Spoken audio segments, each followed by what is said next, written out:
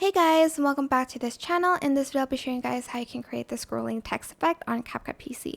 So grab your text, and I'm just going to copy and paste default text a few times.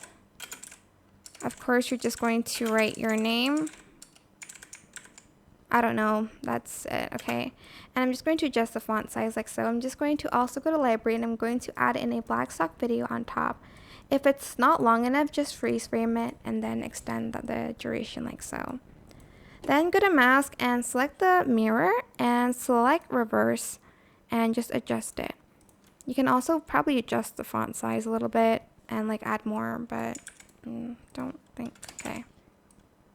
I don't know like how much more I can add, but yeah. Then grab the text and scroll down until you find position and size. Add a keyframe and move the text down here.